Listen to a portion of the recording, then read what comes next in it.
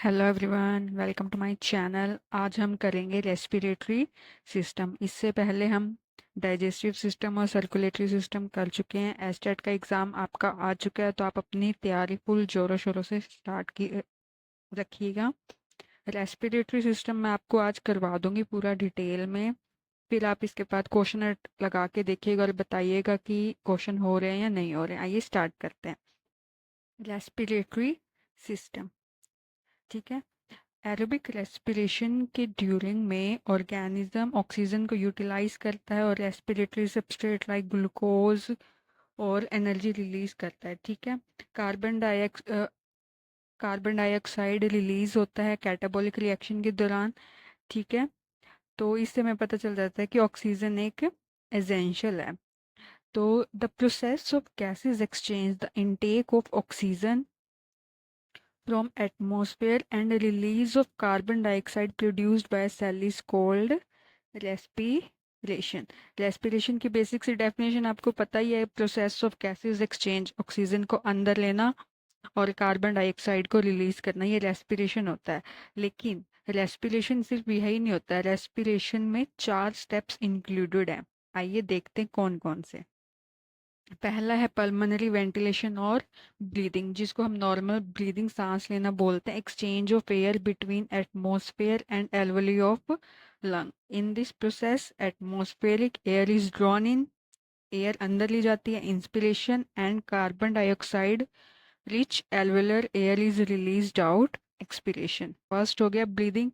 Second is external और pulmonary respiration, exchange of oxygen and carbon dioxide between air in the alveoli and blood within the pulmonary capillaries by the process of diffusion। कि जो exchange होता है gases का between air and alveoli in pulmonary capillaries by process of diffusion, इसको pulmonary gas exchange बोलते हैं। Third is blood transport oxygen and carbon dioxide between lungs and tissue. अब जो ऑक्सीजन आया है ब्लड उसको लेके जाएगा वहां पे, उसको ऑक्सीजन को छोड़ देगा और कार्बन डाइऑक्साइड को ले जाएगा, ये ट्रांसपोर्ट होता है। फोर्थ इज इंटरनल और tissue respiration, exchange of oxygen and carbon dioxide between tissue cell and blood within the capillaries by process of diffusion and cellular respiration. अब आगे सेलुलर रेस्पिरेशन, इसमें मेटाबॉलिक प्रोसेस होता है जैसे glycolysis, Krebs cycle, etc, वो वहाँ पे carried out होता है। इन सब के बाद हमारा रेस्पिरेशन कंप्लीट होता है, ठीक है। ये हो गया स्टार्टिंग या base of respiratory system. Next है रेस्पिरेटरी ऑर्गन्स। हमारा ये रेस्पिरेटरी सिस्टम है, उसका डायग्राम पहले देख लीजिए। Start from nostril, nasal cavity से एयर एंटर होती है, फेरिंक्स के थ्रू ये अंदर जाती है। अब pharynx is common passage for food and air, ठीक है। तो यहाँ से जो फेरिंक्स से लैरिंक्स वॉइस बॉक्स से होते हुए एयर ट्रैकिया में एंटर कर जाती है, ठीक है। अब ये देख लीजिए कि ये जो हमारा ट्रैकिया ये आगे की साइड होता है और ईसोफेगस है वो पीछे की साइड धंसा हुआ होता है, ठीक है।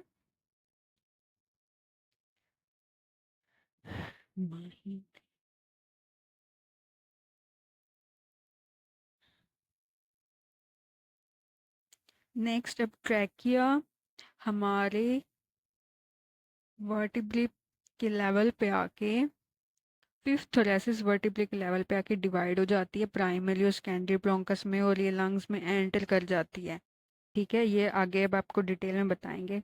ये डायग्राम देख लीजिए, हार्ट्स, लंग्स, ठीक है। अब हमारे जो लंग्स हैं वो कवर्ड होते हैं प्लूरल लेयर से, parietal pleura and visceral pleura. इनके बीच में प्लूरल कैविटी होती है जहाँ पे प्लूरल फ्लूइड प्रेजेंट होता है। आइए अब हम इसको डिटेल में देखते हैं, ठीक है। ह्यूमन रेस्पिरेशन, इसमें होता है respiratory tract, lungs, diaphragm. Respiratory tract external near से स्टार्ट होता है और टर्मिनल ब्रोंकियल्स तक जाता है। लंग्स लंग्स हमारे दो होते हैं, उनके अंदर एल्वेलर यूनिट होता है 300 मिलियंस यूनिट्स, डायफ्राम एक सी शेप्ड ऑर्गन है जो थोरेसिस कैविटी को एब्डोमिनल कैविटी से सेपरेट करता है। रेस्पिरेटरी ट्रैक का पाथवे देख लीजिए। एक्सटर्नल नेयर से nasal chamber, internal near nasopharynx, लैरिंग्स, trachea, bronchi, bronchioles, respiratory duct, alveoli. ठीक है। अब हमारा जो नेजल चैम्बर है उसमें भी 3 पार्ट्स हैं। First part is vestibular part. Vestibular part dust को ट्रैप करता है। Second part is respiratory part जो एक्ट एज एसी। अब देखो, बिल्कुल सीधी गर्म हवा अंदर चली जाए तो भी वो नुकसान करेगी, सीधी ठंडी चली जाए तो भी वो नुकसान करेगी। तो एक्ट एज एसी उसको नॉर्मल टेम्परेचर पे रखता है। थर्ड इज ओल्फैक्टरी पार्ट जो स्मेल के लिए रिस्पॉन्सिबल होता है। ठीक है। नेजल चैम्बर्स के बाद फेरिंग्स। फेरिंग्स हमारा एक कॉमन पाथवे है। उसके बाद लैरिंग्स। लैरिंग्स हमारा साउंड बॉक्स होता है, कार्टिलेजिनस बॉक्स होता है। ये 9 कार्टिलेजेस का मिलके बना होता है। कितने cartilages? 9। Thyroid cartilage, cricoid cartilage, arytenoid cartilage, corniculate cartilage, cuneiform cartilage and epiglottis. Epiglottis unpaired होता है। ठीक है। एरिटिनॉइड, कॉर्निकुलेट, क्यूनिफॉर्म पेयर्ड होते हैं। थायराइड कार्टिलेज लार्जेस्ट होता है। ये सब आपको नाम याद होने चाहिए, कौन सा पेयर्ड है, कौन सा अनपेयर्ड है, कौन सा लार्जेस्ट है, ये आपको याद करना है। ये इसका डायग्राम है। देखिए, सबसे पहले एपिग्लोटिस, फिर glottis, thyroid, corniculate, एरिटेनॉइड, cricoid, trachea और यहाँ पे ये है क्यूनिफॉर्म। ये cuneiform. Outgrowth of thyroid cartilage is Adam's apple. Adam's apple आपको सबको पता ही है। Secondary collectors in male. अब लैरिंग्स। लैरिंग्स के अंदर होते हैं वोकल कॉर्ड्स। लैरिंग्स के अंदर 2 वोकल कॉर्ड होते हैं, true vocal cord, false vocal cord. True vocal cord को इंफीरियर वोकल कॉर्ड भी बोलते हैं। फॉल्स वोकल कॉर्ड को सुपीरियर वोकल कॉर्ड भी बोलते हैं। जो हमारी ट्रू वोकल कॉर्ड होती है वो साउंड फोनेशन के लिए रिस्पॉन्सिबल होती है।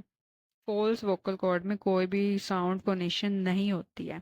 इसका डायग्राम देखिए। ट्रू वोकल कॉर्ड्स होती हैं, इनके बीच में स्पेस प्रेजेंट होता है जिसको बोलते हैं रीमा ग्लोटिटिस। रीमा ग्लोटिटिस नैरो हो चिल्ड्रन एंड फीमेल में, उसकी वजह से साउंड शार्प होती है। ठीक है। और वाइडर होता है मेल में, तो उनकी लो पिच वॉइस होती है। अब ये क्वेश्चन पूछ लिया जाता है टीजीटी में कि जो साउंड प्रोडक्शन होती है वो इनहेलेशन के टाइम होती है, एक्सहेलेशन के टाइम होती है। तो साउंड प्रोडक्शन अकर ड्यूरिंग एक्सहेलेशन। अब लैरिंग्स। लैरिंग्स के बाद हमारा नेक्स्ट पार्ट आता है ट्रैकिया। ट्रैकिया एक एयर पाइप है, 10 to 12 सेंटीमीटर लॉन्ग होती है। इसके अंदर शी शेप्ड इनकम्प्लीट कार्टिलेजेस होते हैं। Trachea at the level of fifth thoracic vertebrae में 2 मेन ब्रांचेस में डिवाइड हो जाती है, right and left primary bronchi. आप लोगों को पीछे वर्टिब्रे हमारे पता होगा, सर्वाइकल थोरेसिस और ये सब। ठीक है। तो 5th लेवल पे ये डिवाइड हो जाती है। ये इसका डायग्राम देख लीजिए। ठीक है। लैरिंग्स से आया ट्रैकिया, लैरिंग्स, ट्रैकिया, ट्रैकिया से right primary bronchi and left primary bronchi. ठीक है। अभी प्राइमरी ब्रोंकी से आगे सेकेंडरी ब्रोंकी में डिवाइड हो जाती है। Right primary bronchi 3 secondary bronchi में डिवाइड होती है और लेफ्ट वाली है वो 2 में होती है।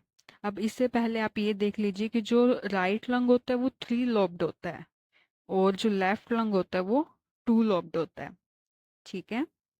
ये आगे फर्दर फिर जो ब्रोंकी ये आगे डिवाइड होती जाती है, आइए हम देखते हैं। ठीक है। ये हमारा रेस्पिरेटरी ट्री है। रेस्पिरेशन ये नोस्ट्रिल से स्टार्ट हुई, नोस्ट्रिल, फेरिंग्स, ट्रैकिया, ट्रैकिया से 5th लेवल पे प्राइमरी में डिवाइड हो गई, प्राइमरी से सेकेंडरी ब्रोंकस में डिवाइड हो गई। ठीक है। सेकेंडरी वाला फर्दर टर्शरी ब्रोंकस में डिवाइड हो जाता है, टर्शरी फिर ब्रोंक्योल्स में, ब्रोंक्योल्स टर्मिनल ब्रोंकियर्स में और आगे रेस्पिरेटरी ब्रोंक्योल्स में। ठीक है। आगे फिर फर्दर ये एल्वुलाई में जाता है, alveolar duct, alveolar sac and alveoli. अब नोस्ट्रिल से लेके रेस्पिरेटरी ब्रोंकियल्स तक हमारा कंडक्टिंग जोन होता है।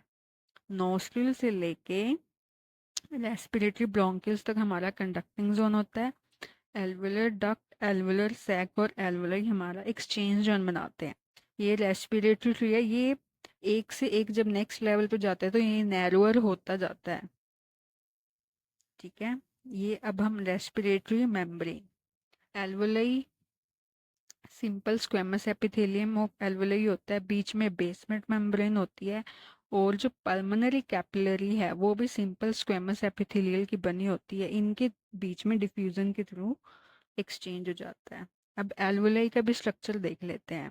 ठीक है, एल्वुलाई में पोर्स होते हैं और स्क्वेमस एपिथेलियम का बना होता है। पोर्स को पोर ऑफ कोहने बोला जाता है। स्क्वेमस एपिथेलियल में दो टाइप के सेल है, टाइप 1, टाइप 2। टाइप 1 प्रीडोमिनेंट होते हैं, टाइप 2 होते हैं सेप्टल सेल्स जो बीच बीच में प्रेजेंट होते हैं। टाइप 1 सेल्स होते हैं वो सरफेक्टेंट रिलीज करते हैं जिससे सरफेस टेंशन कम होता है, ताकि जो हमारी एल्वुलाई है वो कोलैप्स ना हो जाए।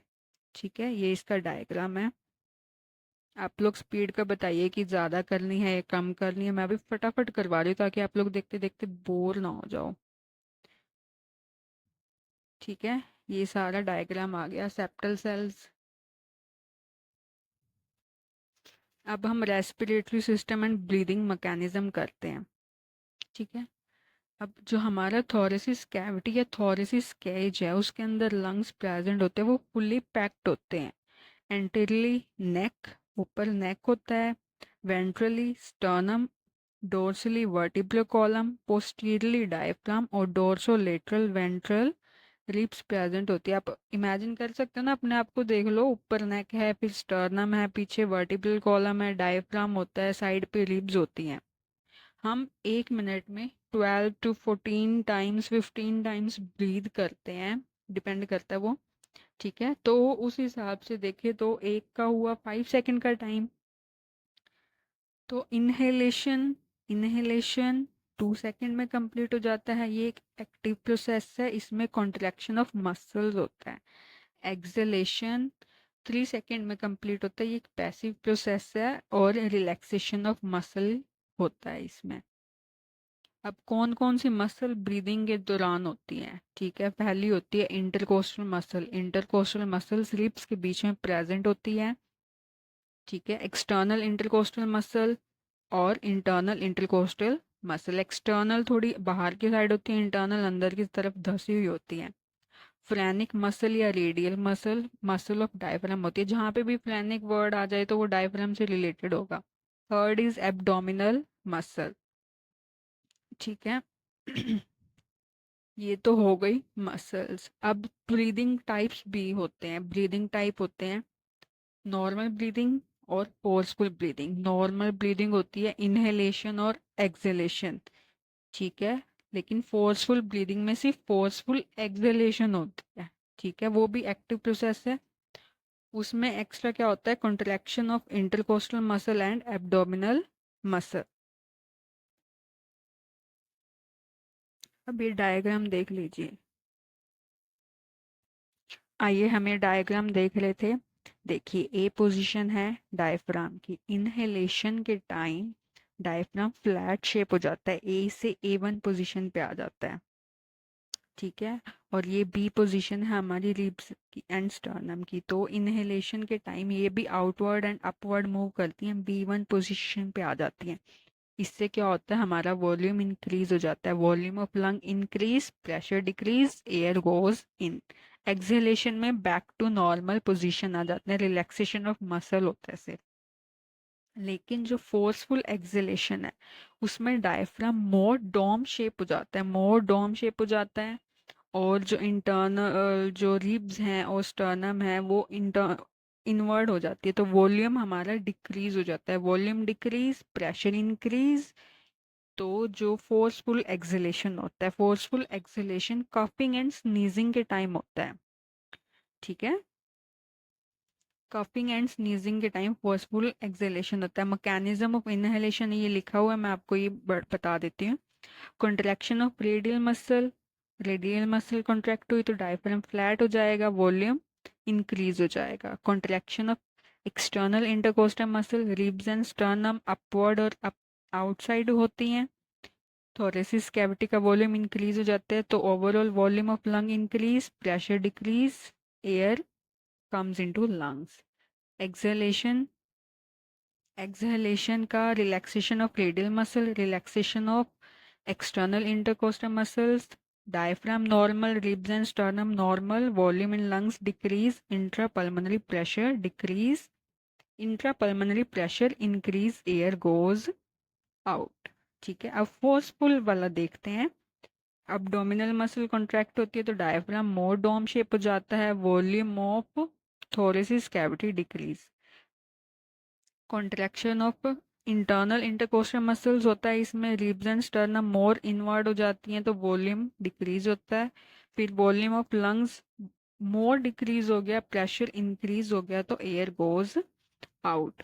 ठीक है, नेक्स्ट वीडियो में हम करेंगे पल्मोनरी वॉल्यूम एंड कैपेसिटीज और एक्सचेंज ऑफ गैसेज, और उसके बाद आपका ये टॉपिक कंप्लीट हो जाएगा। Thank you so much for watching. Channel को शेयर कीजिए, सब्सक्राइब कीजिए, वीडियोज़ को लाइक कीजिए। Bye bye.